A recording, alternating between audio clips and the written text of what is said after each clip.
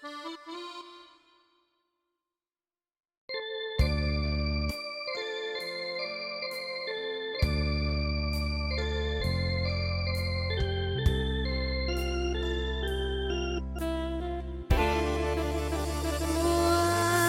ที่ถึงจุดนี้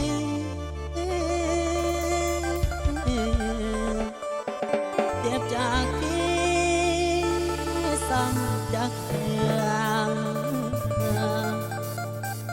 เหี่ยวข่ายแห้งแลกเหืองจนน้ำตาลังนองแต่ยังน้อยว่าปานฟ้าเหมือนตาเบิ่งหงหูกวางเพียงแต่ได้2 เดือนพ่อแม่มีปัญหาเลิกลาไปคนกลางลาผู้หับกรรมนั่นคือหน่อย เป็นกำพร้อยพาพ่อแม่ลาค้างแฟนบ่ซอยแก่คงสิเพื่ออายบ่พ้นปีว่างลมกว่าเครื่องฟังอ้อย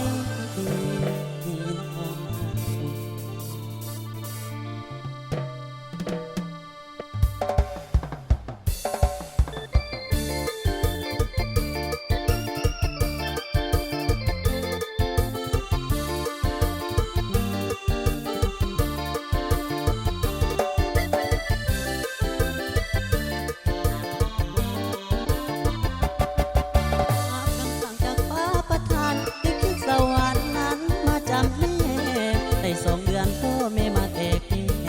คนที่แบกความทุกข์คือเฮา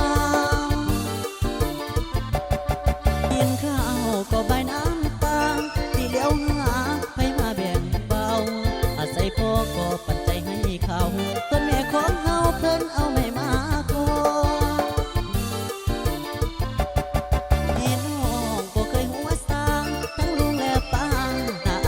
บ่มองเป็นกำพร้อยจนใจลอยลาดองได้มาเป็นนักพ้องกว่าสวรรค์เมตตาพอปานวางมีตาแนมฟองคนที่ขาดพี่น้องตั้งข้างเครื่องวางมีบางครั้งนั่งคงถูกอนิจจาหน่อยเกิดมาบ่คือเฮาพ่อแม่เฮาบ่เพียงพอไอ้ตุบ้านมาทั้งลุงและป้าหน้าเป็นอื่นน้ำตาไหลใส่หมอนบางคืนเวลาตื่นจะกินใส่อยู่ใสโอ้ยปลอบใจตัวเองต่อที่งานใส่เพลงมันเลงกองหนักใจคนต่างแดนแฟนก็ยังเห็นใจพอทั้งคิด